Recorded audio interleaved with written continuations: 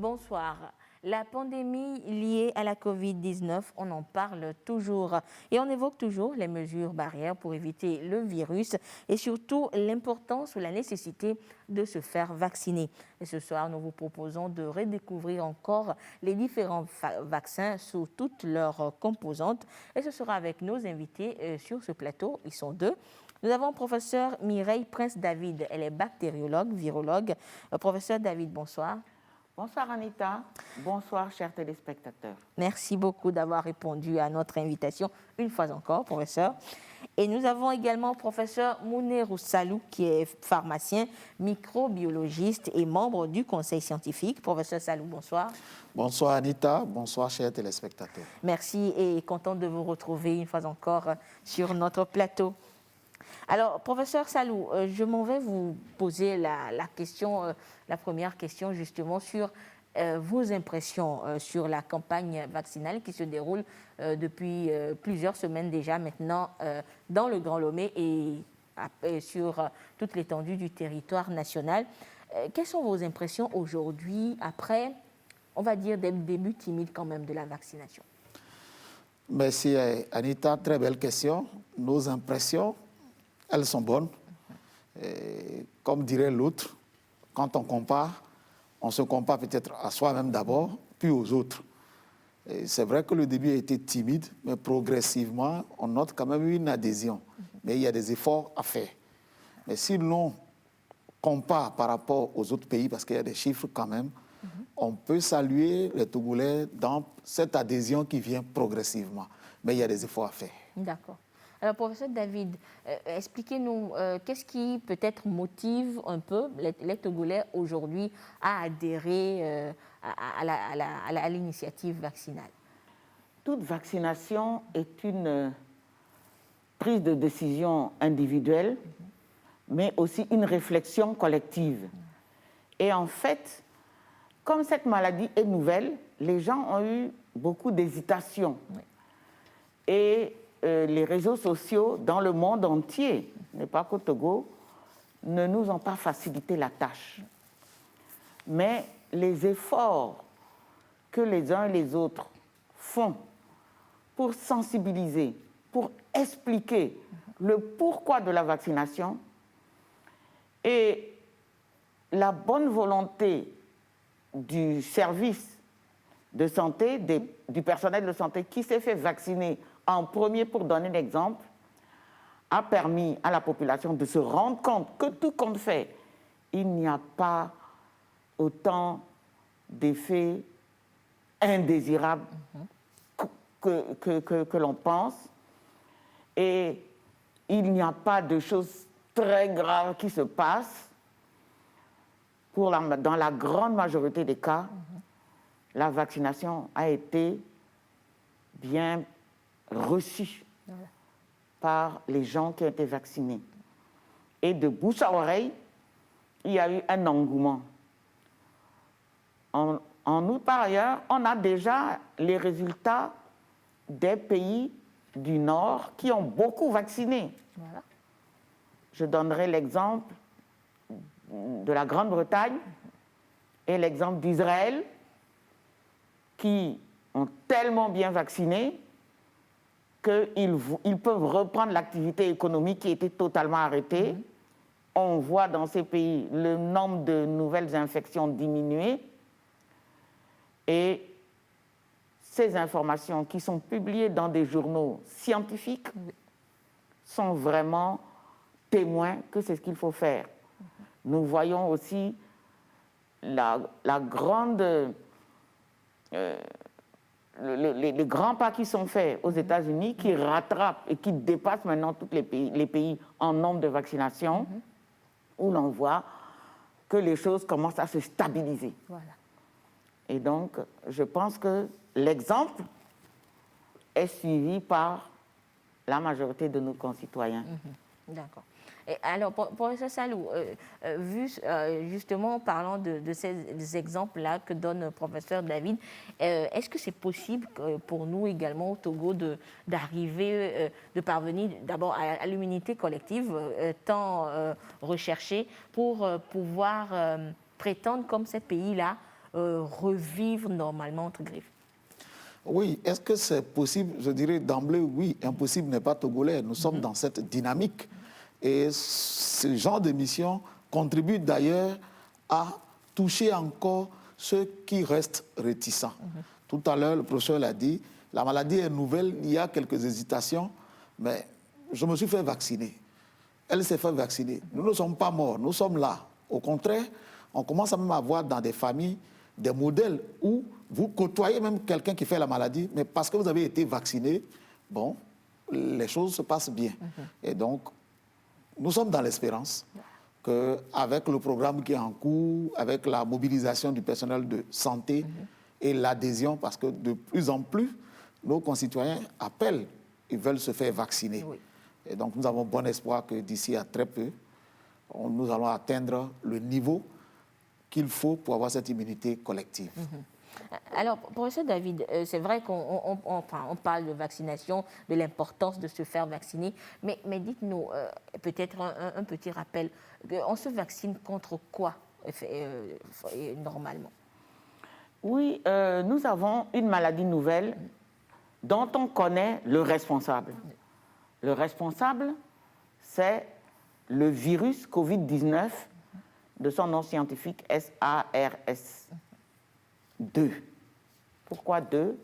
Parce que dans cette grande famille à laquelle il appartient, qu'on appelle la famille des coronavirus, il y en a plusieurs. On en connaît au moins 2 autres qui ont donné des épidémies très graves en Asie, en 2002, en Chine et dans les environs, et en Arabie Saoudite en 2012. Toutes ces 2 grandes épidémies ont permis aux scientifiques de commencer à réfléchir à comment se protéger contre les virus de cette famille. Et c'est ainsi que on sait que pour lutter contre ces virus, il faut bloquer leurs bras externes, les éléments qui sont sur la couronne, sous forme d'antenne sous la couronne, et qu'on appelle protéine S.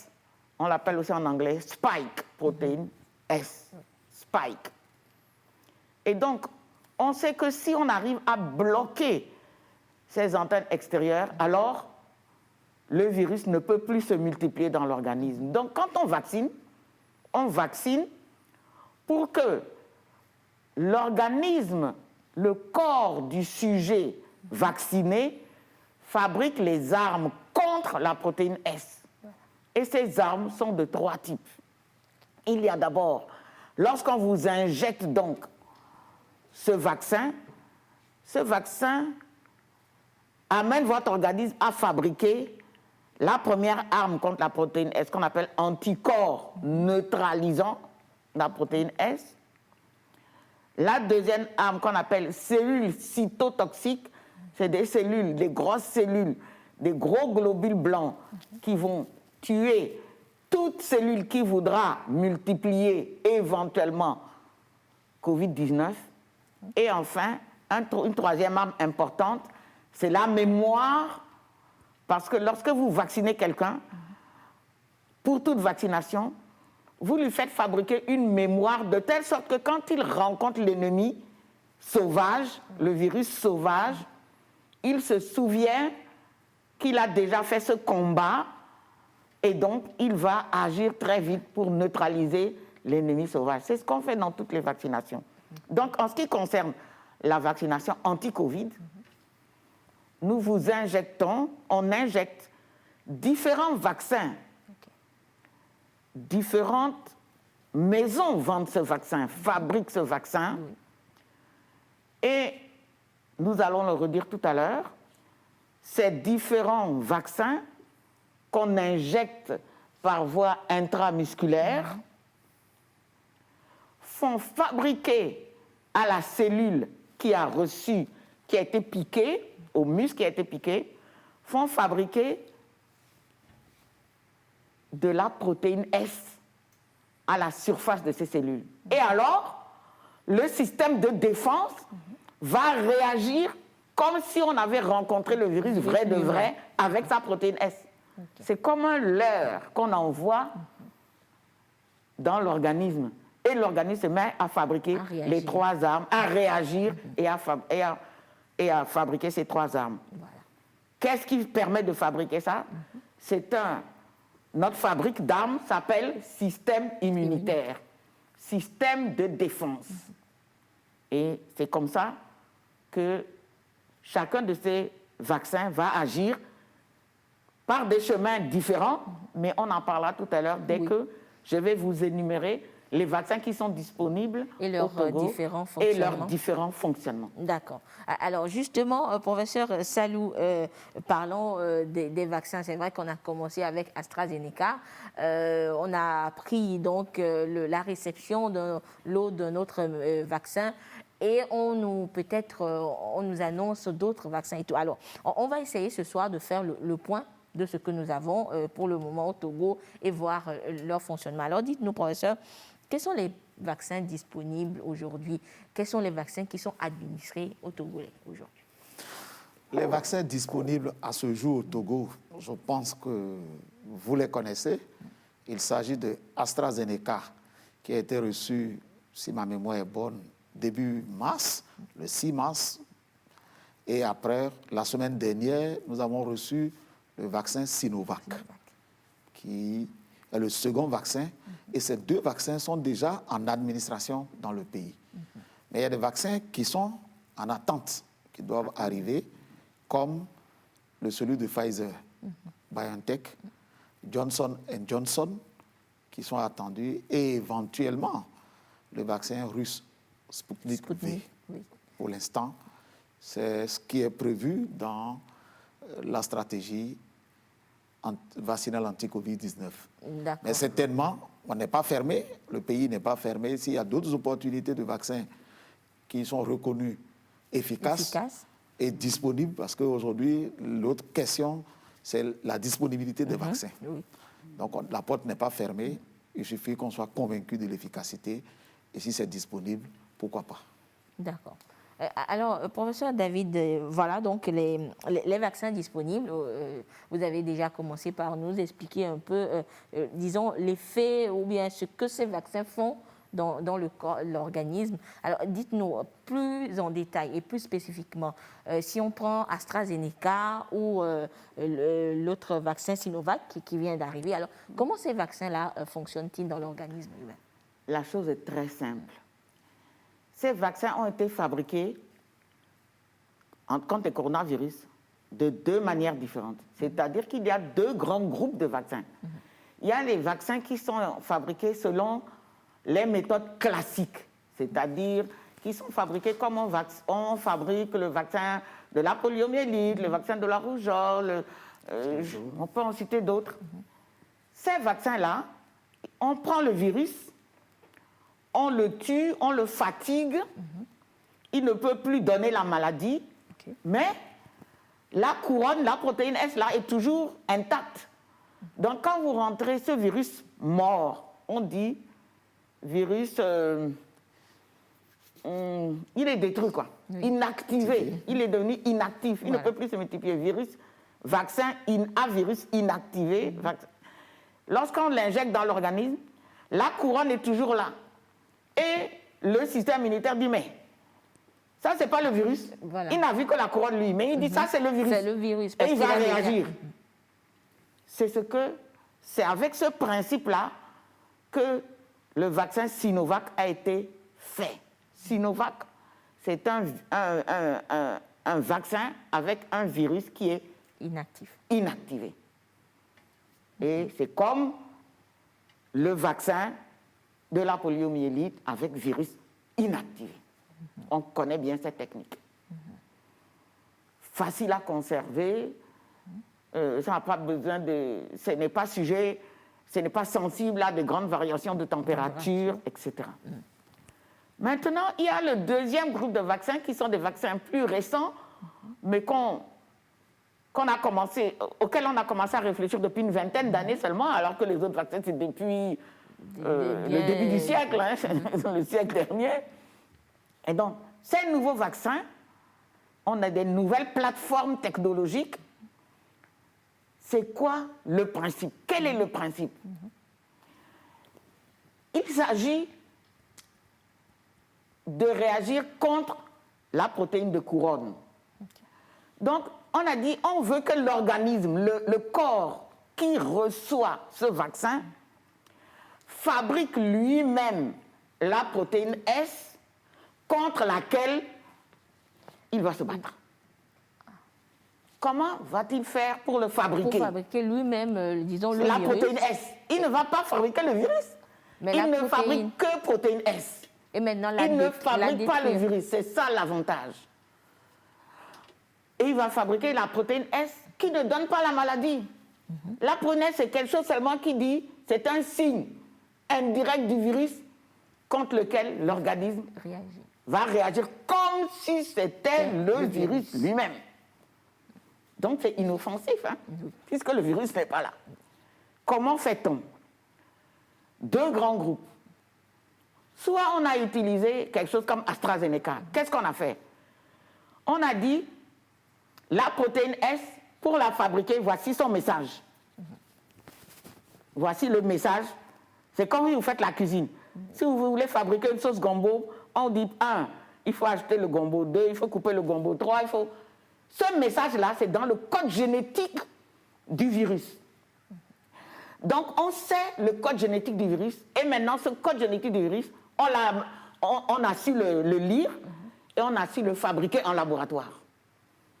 Donc, en laboratoire, on a fait l'ARN messager qui permet de fabriquer, de cuisiner protéine S.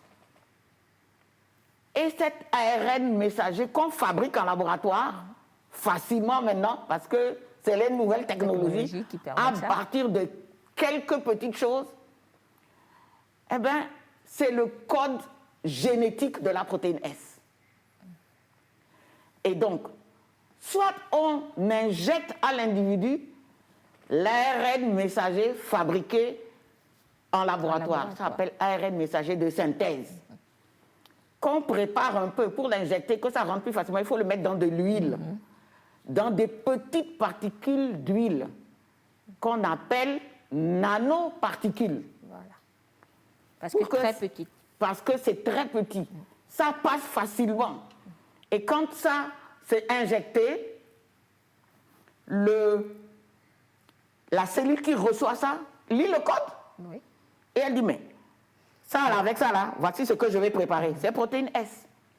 Et je suis content, moi, la cellule, quand j'ai reçu ça, je dis à l'organisme, je dis au Sénégal, voilà, regardez-moi bien, hein, je ne suis pas le coronavirus, mais je porte la même chose que le coronavirus. Et le système de défense dit, ah bon? Okay. Donc toi là, il faut que je fabrique des armes contre toi.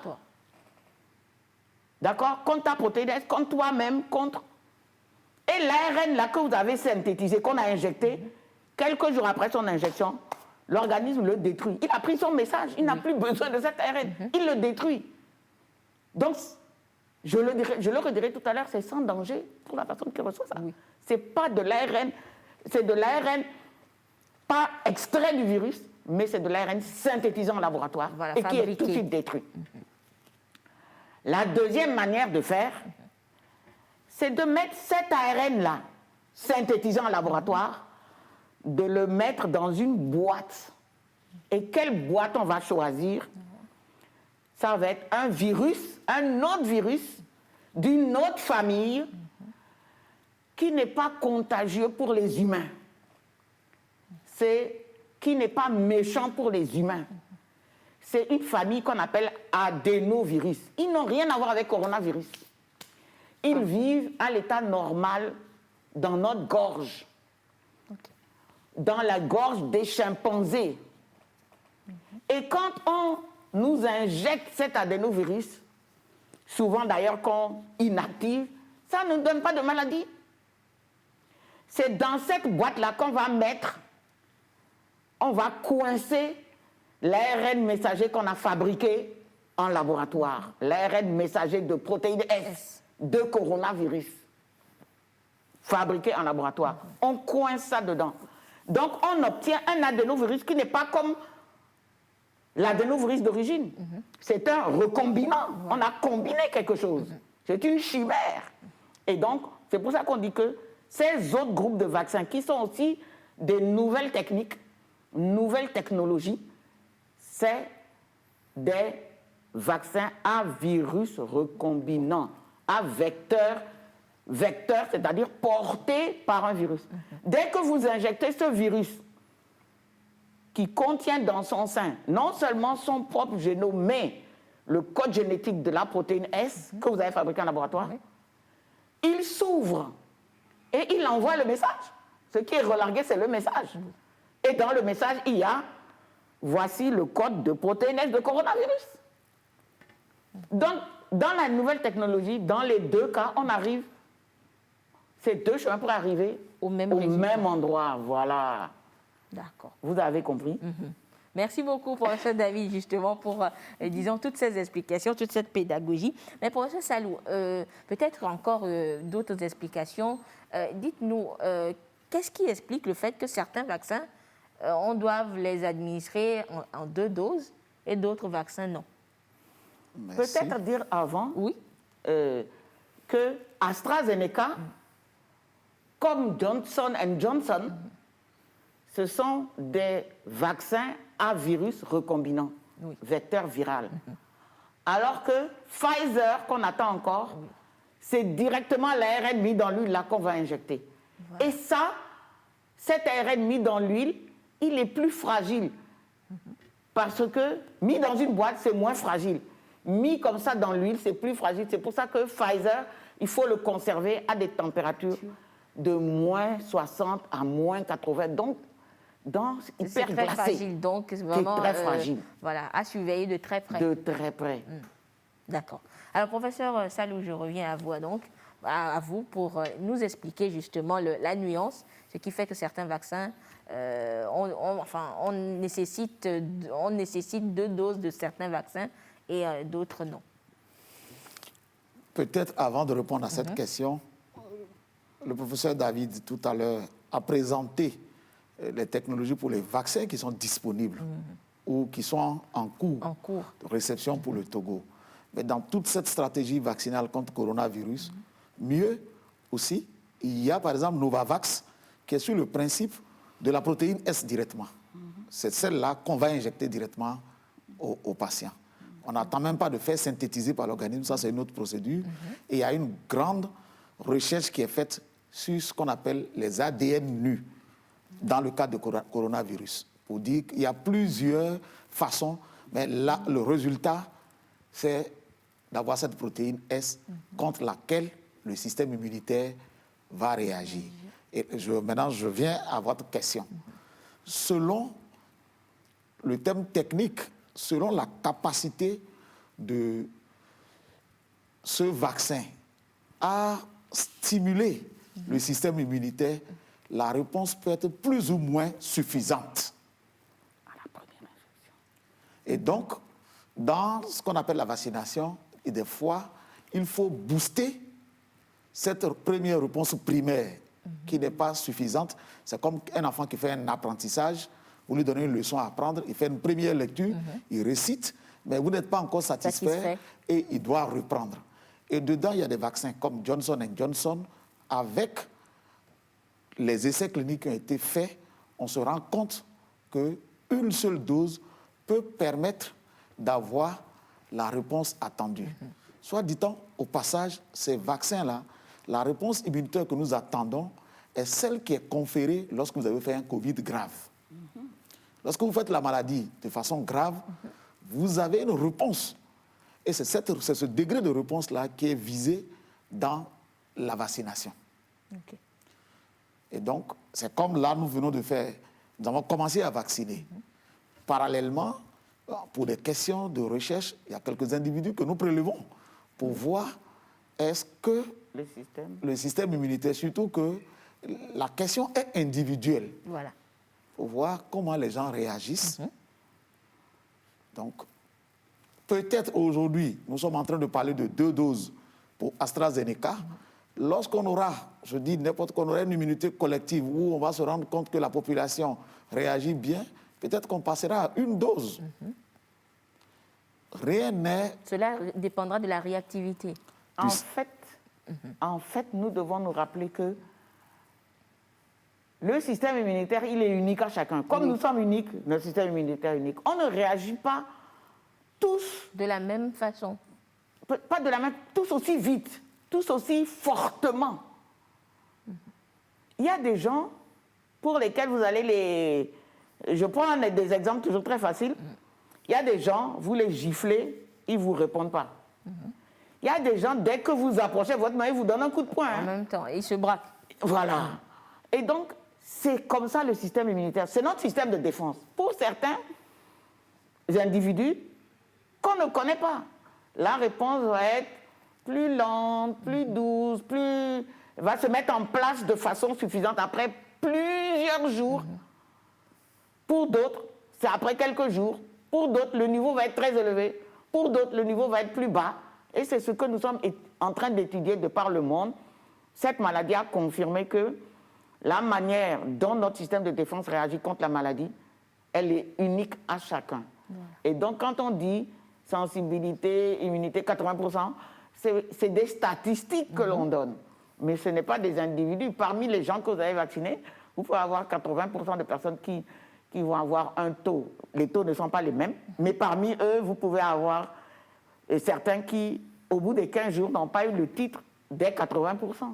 Voilà. Et Oui, peut-être professeur pour Salou. aider la population à comprendre, l'autre exemple que nous donnons des fois, si vous rentrez ici tout de suite avec un parfum, peut-être parmi nous, il y en a qui vont commencer à éternuer. Oui. Et d'autres ne vont pas éternuer. Cette façon du système immunitaire nous a permis de dire qu'il y a l'hypersensibilité qui est immédiate, il y en a, de tardive, et il y a même des individus qui ne réagissent pas, qui sont allergiques. On le vit, vous le connaissez, il y en a qui vont vous dire, dès qu'on commence à balayer, moi je suis allergique. Voilà, je ne supporte pas la poussière. Voilà, parce que son Je commence système à éternuer immunitaire tout de suite. dépasse l'objet attendu. Et dans les maladies immunodéficitaires, le système immunitaire est un peu comme diminué, n'a pas cette force-là. Donc c'est tout ça là qu'on va prendre en compte pour dire, bon, en général, voici ce qu'il faut faire pour espérer avoir une bonne couverture au sein de la population générale. Alors, professeur Salou, parlons justement de ces différentes réactions que les différents organismes feraient par rapport aux vaccins reçus. Jusqu'à aujourd'hui, quels sont les effets que les personnes vaccinées ont pu présenter? Est-ce qu'il y a eu des cas graves, des effets graves recensés par rapport à ce qu'on a craint ou ce que les gens ont craint pour ne pas aller vite se faire vacciner? Bon, au vu de ce que nous venons de dire, naturellement, le fait de se faire vacciner est qu'on introduit un agent étranger dans l'organisme. Et à cet effet-là, le système immunitaire, dans tous les cas, va réagir. Mais les réactions vont se faire, pratiquement pas de réactions, des réactions très fortes. Mais avant de passer à la vaccination, on s'assure que le fait de vacciner ne va pas donner des effets dangereux, délétères au sein de la population. Mais il y a quand même des effets indésirables mineurs qu'on va recenser depuis l'injection sur le muscle. Là, on a pris une aiguille, quand même, on a fait une effraction cutanée. Donc, on doit ressentir si vous ne ressentez pas quelque chose, vous n'êtes pas normal. Mais il y en a qui n'ont pas ressenti, hein, professeur. Non, vous traversez la peau de quelqu'un, sauf si cette peau-là n'est plus innervée. Sinon... Il y en a qui ont dit qu'ils n'ont même pas senti qu'on les a... oui, peut-être que c'est une échelle. C'est une échelle. Là où vous criez, peut-être moi, je peux me taire. Voilà. Donc, et à côté de cela, il y a des maux de tête, il y en a qui ont eu quelques petits, même des insomnies, mais passagers. Certains ont ressenti de la fièvre, voilà. Et tout ça. Mais attention, il y a quand même un délai aussi. Il ne faut pas qu'un mois après, je vienne imputer à la vaccination un effet qui n'est pas lié à la vaccination. Mais il existe des effets quand même indésirables, non souhaités, qui sont sévères, mais rares. Fort heureusement qu'ils sont rares, et ce qui est décrit dans le cas de AstraZeneca, puisque c'est le vaccin que nous avons eu, c'est la survenue de thrombose. Voilà. Il s'agit de petits cailloux qui peuvent être fabriqués. Mais avant d'aller sur AstraZeneca, disons même dans la population en général, Nous recevons à l'hôpital, dans les services de gynéco, de neurologie, des malades admis pour des cas de thrombose, mais qui n'ont jamais été vaccinés. Donc c'est un événement qui existe, même si la prévalence, la fréquence dans la population n'est pas grande, encore faut-il bien la documenter. Je pense que de plus en plus, si vous interrogez nos collègues les cliniciens, ils vont vous dire nous avons des cas de thrombose qui peuvent se traduire peut-être au niveau des membres par une jambe qui grossit, qui est douloureuse. Mais si cela survient par exemple au niveau du poumon, on peut avoir des difficultés respiratoires ou sur d'autres organes parce que c'est un peu comme vous venez mettre un pont, une barrière dans la circulation sanguine, privant la zone qui est en amont de recevoir du sang et cela peut entraîner beaucoup d'autres conséquences. À ce jour, on a eu quand même quelques effets indésirables graves et qui ont été pris en charge. Vous êtes de la télé, de la radio, en tout cas à ma connaissance, vous n'avez pas eu de communication sur un décès dû à une injection post-AstraZeneca. C'est bien surveillé. Toute la stratégie vaccinale prend cela en compte. Si vous êtes vacciné, que vous avez un effet anormal, on vous demande de revenir très rapidement là où vous êtes fait vacciner pour qu'on puisse vous prendre en charge. Et là, on ne vous demande pas 5 francs, on vous accompagne. Et professeur Salou, il faut peut-être le signaler également. C'est vrai que vous signalez les effets que vous avez, mais peut-être, dans les récentes émissions, on a compris qu'il y a un comité quand même qui est là pour essayer d'analyser la chose pour ça, parce que peut-être par coïncidence, on ressent quelque chose qui n'est pas forcément dû au vaccin. Oui, le service de pharmacovigilance existe. Et ce n'est pas avec le coronavirus qu'il a été mis en place, qui est chargé de collecter les informations sur ce que la population ressent après avoir pris un médicament. Il y a ce qu'on appelle des fiches de notification. Et pour la vaccination, c'est la vaccinovigilance. Il y a toute une équipe qui est en place. Nous avons un collègue qui est sur la question, qui fait même le tour du pays en ce moment, sur les différents sites de vaccination pour s'enquérir des plaintes des uns et des autres. Et tout est notifié. Même jusque dans les officines de pharmacie, les fiches de notification ont été déposées pour que si quelqu'un a un souci, il vienne, on puisse le mentionner. Et cela est analysé. D'accord. Alors, professeur David, on revient sur l'autre facette du vaccin, les vaccins qui sont administrés en 2 doses. Alors, quel est le délai? C'est-à-dire, quand je reçois une dose aujourd'hui, quel délai, combien de temps je devrais attendre avant de recevoir la 2e dose? Et si ce délai arrivait et que je ne l'ai pas reçu, qu'est-ce qui va se passer? Alors, je répète que chaque fabricant, chaque vaccin, avant d'être utilisé, mis sur le marché, avant d'avoir autorisation au niveau mondial d'être utilisé, chaque vaccin, comme chaque médicament, passe par des essais. Je ne dis pas des tests parce qu'on va essayer sur des humains. La première étape, c'est sur les animaux. La deuxième étape, c'est sur un petit groupe d'humains. Enfin, petit. Sachez que le petit groupe, c'était de 19 000 personnes. Et puis la troisième étape, c'est sur la phase 3 des essais cliniques. Ça s'appelle des essais cliniques, sur des grands groupes. Et c'est comme ça qu'avant même que le vaccin est autorisé, la personne qui a fabriqué le vaccin a dit que voilà, j'ai fait ces expérimentations. Il s'est vérifié ça. Et sur 100 000 personnes, j'ai vu un cas de thrombose. C'est sûr que quand vous arrivez à 400 000 personnes, ça fait 4 cas de thrombose.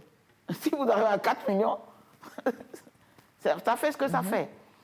Et donc, tout médicament, et le vaccin, on peut le mettre dans la même famille que les médicaments, ont des effets bénéfiques. Et si ces effets bénéfiques sont de très loin supérieurs aux effets négatifs, indésirables, ça passe en santé publique. Parce que l'objectif, c'est éviter d'avoir des formes graves de la maladie, éviter désengorger les hôpitaux, éviter faire disparaître, voire faire disparaître la maladie. Maintenant, quel est Alors le maintenant, quel est le délai? Le Mhm. délai n'est pas le même pour chacun. C'est chaque fabricant qui dit, voilà le délai. Parce que c'est en fonction de ce qu'il a expérimenté. Oui.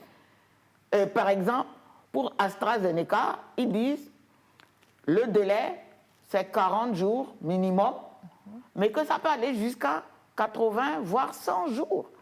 C'est la personne qui fabrique ce vaccin qui donne. Qui détermine... Et donc, nous, en tant que responsables, les commandes au niveau de la santé se font en fonction de ça. Et donc, c'est pour ça qu'on fait l'enregistrement numérique, Voilà. pour qu'on vous rappelle au moment où on doit vous faire un peu, quelques jours avant, le moment où on doit vous faire votre deuxième dose. Sachant que quand même, on a une marge de 1 semaine à 10 jours.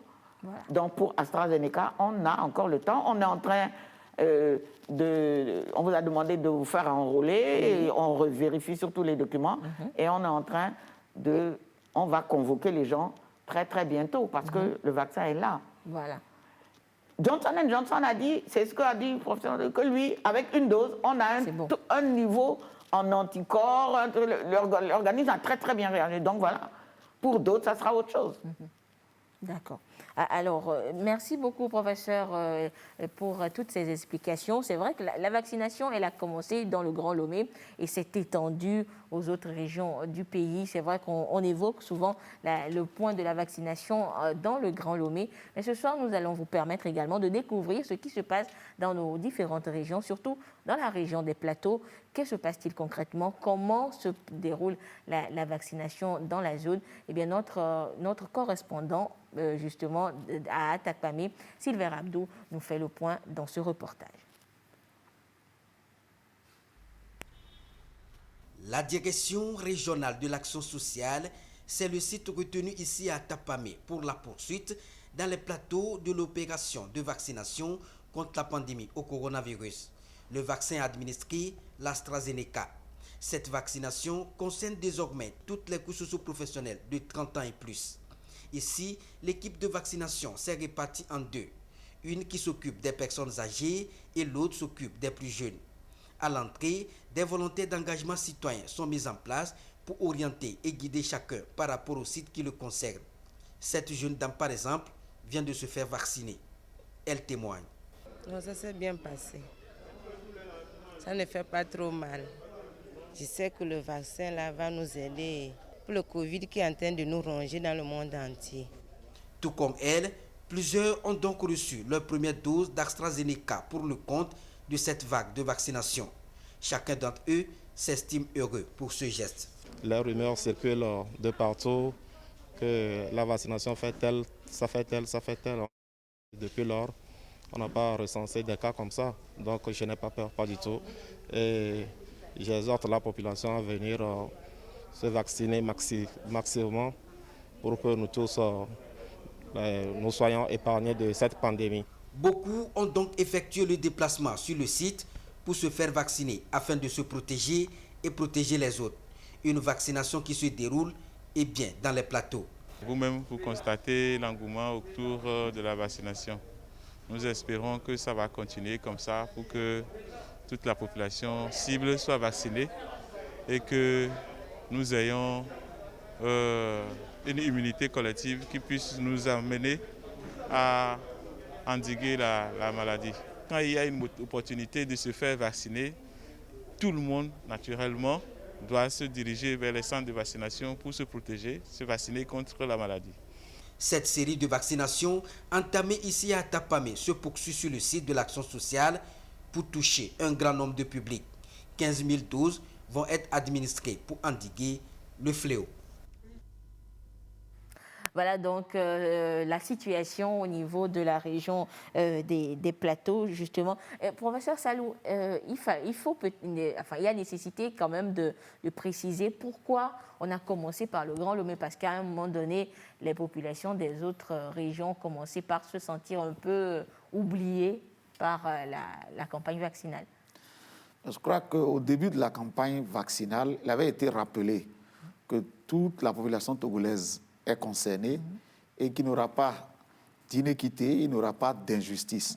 Mais il fallait prioriser les choses et prendre le mal par la racine. Mais si vous regardez bien les chiffres des nombres de cas dépistés, 80% des cas de Covid sont identifiés sur le Grand Lomé. Oui. Donc il fallait commencer là où le problème était, j'allais dire, principalement identifié. Et progressivement, on a eu des districts au Togo qui étaient silencieux sur 3 mois où il y avait 0 cas de Covid. Donc le bon sens voudrait qu'on commence là où il y avait plus de malades. Voilà, de commencer par priorité, en fait. Voilà.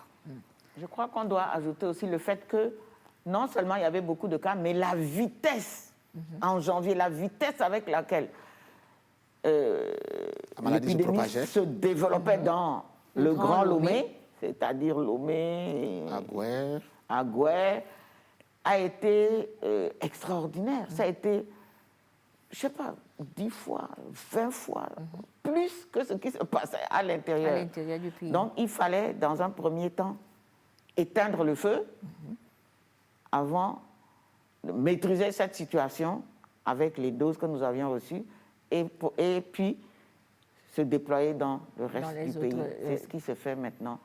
Et nous remercions les populations qui adhèrent à cette stratégie de vaccination. Voilà, et on espère tous arriver donc à l'immunité collective. Professeur David, je voudrais qu'on revienne encore un peu plus sur justement les effets après vaccination. C'est vrai que avec la vaccination contre la Covid, ce mot est né, thrombose, et puis on sait, automatiquement, quand on dit thrombose, on dit c'est la vaccination, c'est Covid-19. Mais la maladie existait avant Covid. D'abord, c'est très important de vous rappeler que dans les vaccins, il n'y a pas de virus, il n'y a pas de Covid. Donc, le vaccin ne peut pas vous donner la maladie Covid. Ça, c'est la première des choses. Le vaccin, il y a soit ARN, il y a de l'ARN, il y a le message. Cet ARN-là, il est détruit tout de suite et donc il ne peut pas gêner votre propre ARN. En plus, c'est de l'ARN qui est fabriqué en laboratoire, ce n'est même pas de l'ARN extrait du Covid. Autre chose importante à retenir, c'est ce que vous dites. La thrombose, c'est une maladie, ce n'est pas une maladie d'ailleurs, c'est un signe d'une atteinte des vaisseaux sanguins et la circulation se fait moins bien. Il y a un caillot qui circule dans l'organisme et lorsqu'il va se bloquer dans un petit vaisseau, il y a des signes. Les petits vaisseaux, où sont-ils? Au niveau des pieds, le pied enfle. Si le petit vaisseau est au niveau du poumon, la respiration n'est pas bonne. Si le petit vaisseau est au niveau de la tête, il y a AVC. Et donc, la thrombose, c'est quelque chose qui existe. AVC, c'est une thrombose. Et donc, qu'est-ce qu'on peut dire? Quand on a vu AstraZeneca, des cas de thrombose AstraZeneca, on a regardé très vite. Est-ce que d'autres vaccins, avec d'autres vaccins, on avait des risques qui étaient faibles de thrombose? Oui, avec le vaccin contre la grippe, il y a 50 fois plus de risques de thrombose qu'avec AstraZeneca ou avec Johnson & Johnson d'ailleurs.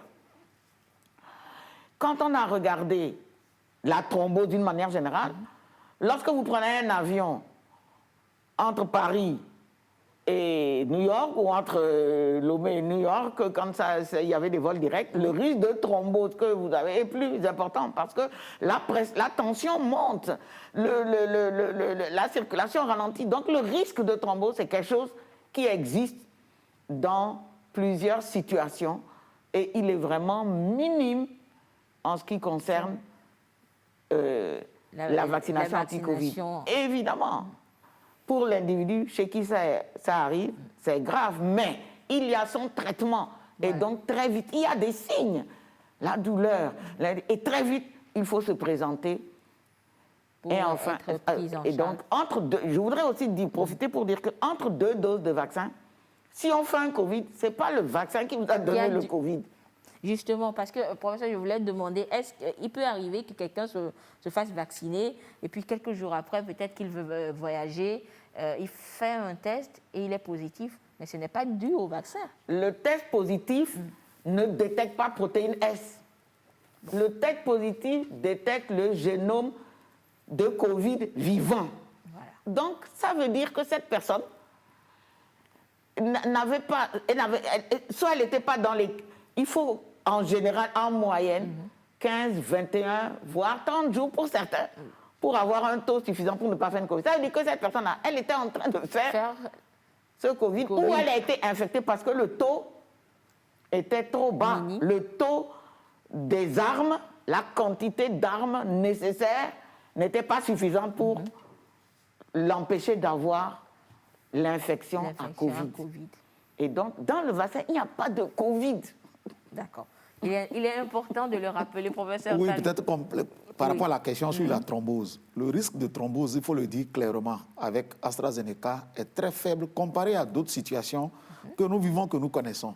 Ne serait-ce que la contraception, le fait de prendre des pilules sur une longue période, ou le fait d'être tabagique, de fumer, donne des thromboses plus facilement que le vaccin contre la Covid. Contre la Covid. Et ça, ce message, il faut que la population l'intègre parce que c'est un autre problème qu'on a qui fait que les uns et les autres sont freinés. Voilà, les gens viennent vous dire, ah, votre vaccin, il paraît qu'il cause de la thrombose, donc moi j'ai peur et tout ça. Et comme l'a dit le professeur, la prise en charge des thromboses, on la connaît, on sait la faire et les médicaments existent. D'accord.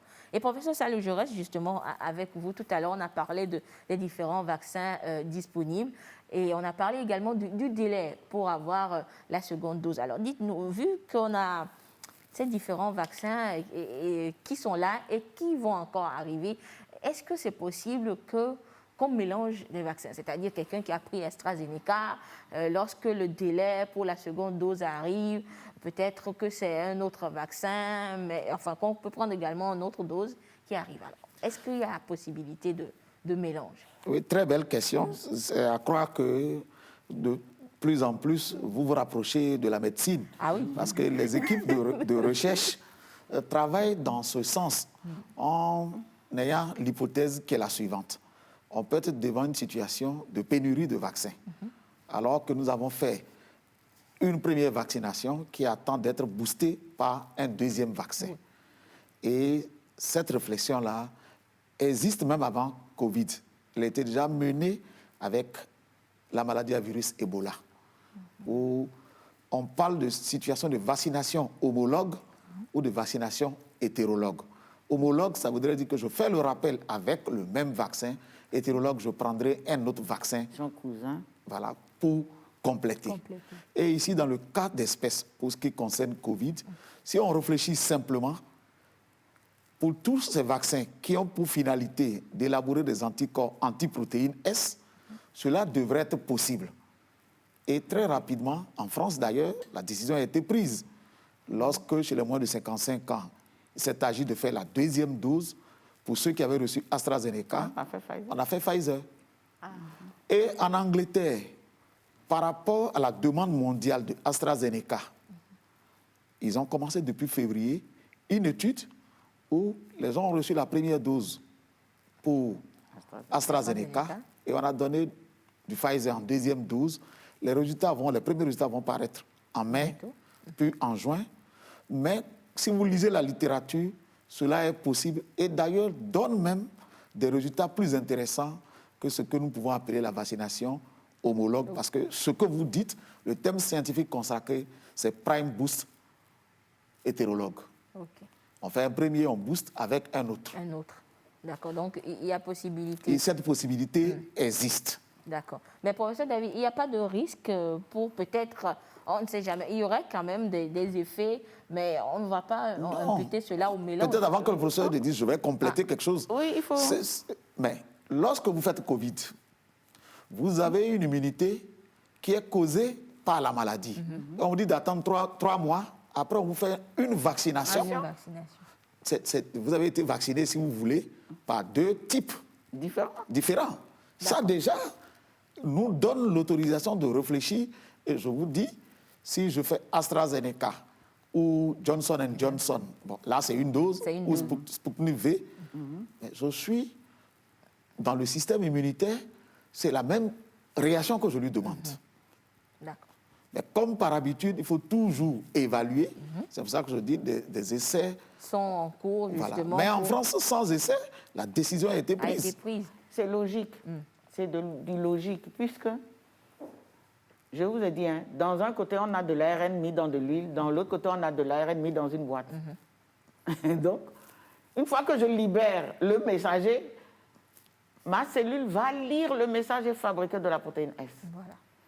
Alors, ce qu'on n'a pas encore testé, c'est est-ce qu'on va prendre les anciennes technologies pour booster avec les nouvelles technologies. Voilà. Ça n'a pas été expérimenté. Pas encore, en tout cas. Non. Mais c'est sûr que c'est en réflexion. Non, pas nécessairement. Ce n'est pas nécessairement. Pas nécessairement. Non. C'est-à-dire qu'on se mettrait comme dans une situation d'infection, avec le vaccin tué. Mais ce qui est déjà logique, c'est que les vaccins de la nouvelle technologie, en principe, il y a possibilité de les mélanger. Mais l'autre, on ne sait pas encore, ce n'est pas la peine même de chercher. D'accord. Alors, professeur David, justement, qui peut se faire vacciner? Parce que je me rappelle qu'une fois sur ce plateau, il y a un invité qui a rappelé le fait que ce sont des personnes saines qui se font vacciner. Et lorsque vous avez peut-être une maladie, il faut attendre que vous soyez guéri avant de se faire vacciner. Comment cela se passe? Oh, vous savez que même ceux qui ont fait le Covid doivent se faire vacciner. Oui. Parce que si vous êtes resté vivant, si vous avez eu la chance d'être resté vivant, c'est que votre système immunitaire a gagné cette bataille contre le Covid. Et c'est bien que le vaccin vienne lui rappeler ça, puisqu'il y a les cellules mémoire qui sont là. Donc le vaccin, ça va encore augmenter la réponse du système immunitaire. Maintenant, on pense que si quelqu'un a de la fièvre, voilà, ce n'est pas la peine, parce que contre la fièvre, son système immunitaire est en train de se battre. Se battre déjà. Tout ça, là, c'est d'autres systèmes de défense qui nous guérissent. Les médicaments nous aident un peu, mais la première réponse quand on est malade, est-ce que quand on est malade, on prend tout de suite un médicament? Non. Est-ce qu'on meurt tout de suite? Non plus. Il y a un temps où notre système de défense naturel, là, il se bat. Et donc, quand vous avez de la fièvre, votre système, laissez-le se battre contre votre fièvre. Quand la fièvre sera réglée, vous allez vous faire vacciner. Ce n'est pas la peine de donner à votre système de défense deux travaux, deux champs de bataille différents. Un champ de bataille, ça suffit.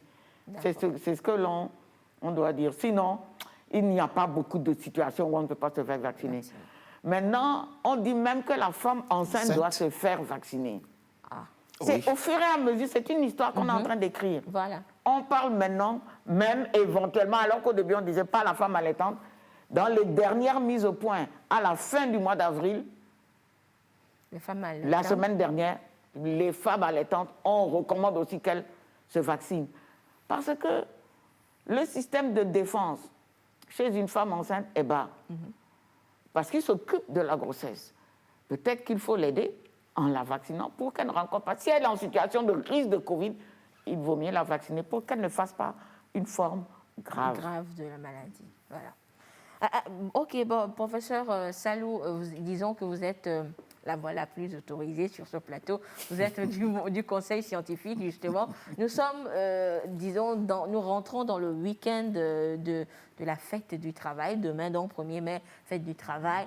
Et nous savons que lorsqu'il y a festivité, il y a regroupement, il y a peut-être de manquements au respect des mesures édictées et tout ça. Alors, sûrement que le gouvernement, le conseil scientifique, le gouvernement, avec l'aide du conseil scientifique, a édicté des mesures justement pour rappeler aux Togolais l'importance de respecter les mesures restrictives pour ne pas avoir ce fléau-là qu'on a toujours après les fêtes, après une fête, qu'on ait des pics de contamination. Oui, c'est déjà de remercier, féliciter les autorités qui ont eu la sagesse d'anticiper encore une fois de plus par rapport à ce week-end lié à la fête du travail, qui est une occasion de réjouissance très prisée par nos compatriotes. Ah oui. À se retrouver le long des plages, à fêter, à faire des défilés. Cette année, 2021, Covid aidant, le 1er mai devrait se faire autrement. et c'est ce que les autorités demandent, c'est les mesures déjà édictées. S'arranger pour ne pas qu'il y ait plus de 15 personnes. Mieux, même s'il devait y avoir des festivités, il faut les faire chacun chez soi. Si les gens doivent se retrouver dans le cadre du service, il faut privilégier les repas à emporter et ne pas passer trop de temps ensemble, sinon cela augmente le risque de transmission. Si nous savons regarder, je vais dire quelque chose qui fait rire, qui est de chez moi, il y a le fétiche en terre cuite là. On dit lorsqu'il décide d'aller se baigner, ça veut dire qu'il a signé son arrêt de mort. Oui. Tu es en terre, tu vas aller te baigner. C'est logique. Nous savons aujourd'hui, quand même après 1 an, après les fêtes, comment les choses... Et vous avez vu que le mois de mars, on a tous eu peur. Il ne faut pas que nous tendons la main encore, j'allais me dire, au diable. Il faut que nous soyons disciplinés en respectant scrupuleusement les mesures qui ont été édictées. Cela est à nous tous à notre avantage. Oui. Et professeur David, peut-être un mot? Oui, c'est que en fait, nous n'avons pas tous reçu de vaccin. Nous, ceux qui ont reçu une première dose, nous avons des niveaux différents de résistance maintenant. Pour certains, la défense n'est pas très bonne. Pour d'autres, la défense est moyenne. Pour d'autres, la défense est grande. Mais ce n'est écrit sur le front de personne. Quel est le niveau de défense? De chacun, ouais. Ce n'est écrit sur le nom de personne. Celui-ci que je rencontre là, est-ce qu'il porte beaucoup de virus? C'est-à-dire que s'il porte beaucoup de virus, si ma défense est basse, il va gagner. Voilà. Et donc, tant qu'au niveau mondial, j'allais dire, nous n'avons pas atteint une immunité collective suffisante, nous allons continuer à nous masquer parce que l'ennemi est vicieux, virus comme vicieux, et on ne sait pas encore. D'ailleurs, on sait ce qu'il fait, il est en train de muter pour gagner encore du terrain. Voilà. Donc c'est inutile de prendre des risques, et donc le fait que nous soyons peu nombreux, en tout cas moins de 15 dans des endroits confinés, ou pas très nombreux dans les endroits où nous ne sommes pas confinés, c'est vraiment le minimum qu'on puisse faire. Voilà. Demander aux employeurs de faire des cadeaux aux employés. Chacun va aller fêter chez lui. Voilà, c'est plus recommandé. Ça va être intéressant. On espère que ça va rentrer dans de bonnes oreilles, professeur Salou. Alors, nous sommes arrivés à la fin de cette émission. Avant de vous laisser repartir, nous allons vous donner la parole pour les derniers conseils, les derniers rappels et à insister justement sur l'importance ou la nécessité de se faire vacciner. Professeur Salou, nous allons commencer avec vous, votre mot de fin. C'est déjà vous remercier pour l'opportunité, remercier la population pour son engagement, parce que dans tous les cas, avec ce que nous recevons, il y a une adhésion et une volonté de se faire vacciner. C'est une bonne chose. On demande aux uns et aux autres d'essaimer cette bonne parole auprès de celles qui hésitent encore, et c'est la discipline qui reste le maître mot. Il faut que nous soyons disciplinés. Cette maladie, nous ne la maîtrisons pas pour l'instant, mais ce que nous savons, si nous sommes disciplinés et que nous respectons les mesures barrières, à cela nous ajoutons la prévention qui est la vaccination. Tout doucement, nous allons passer de l'autre côté et vivre comme avant.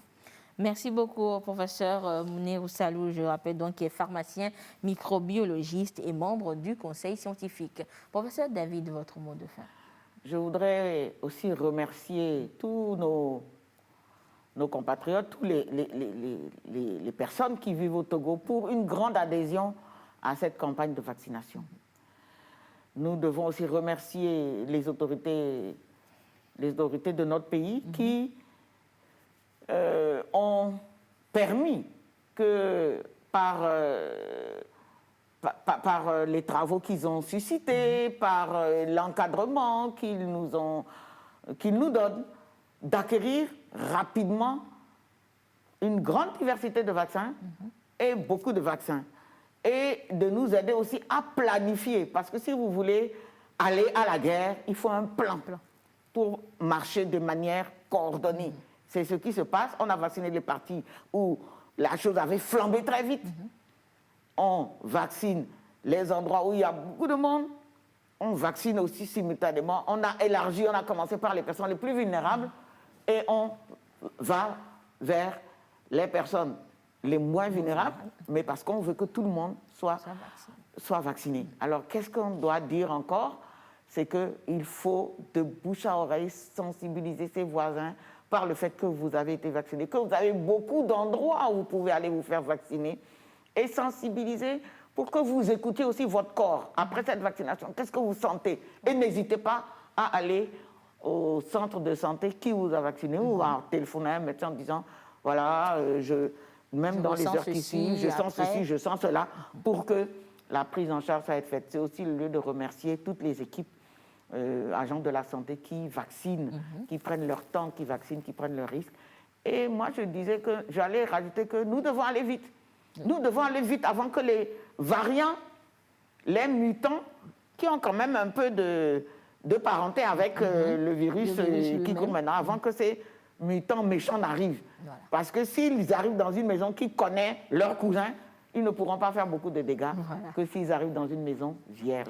Merci beaucoup, professeur Mireille Presse-David, qui est bactériologue, virologue. Merci à vos invités d'être passés sur ce plateau. Et nous remercions également donc toutes ces équipes mobilisées pour la lutte contre la maladie. Nous faisons un clin d'œil également à la coordination nationale de riposte justement contre la Covid-19. Vous l'aurez donc compris, vous avez compris une fois encore la nécessité de vous faire vacciner. Et comme l'a dit le professeur David tout à l'heure, vous avez autant d'endroits où vous faire vacciner pour justement lutter contre cette maladie. Merci de votre fidélité à la télévision togolaise. Nous vous souhaitons déjà une bonne fête du travail dans le respect des mesures barrières. Le rendez-vous, c'est vendredi prochain. Bonsoir.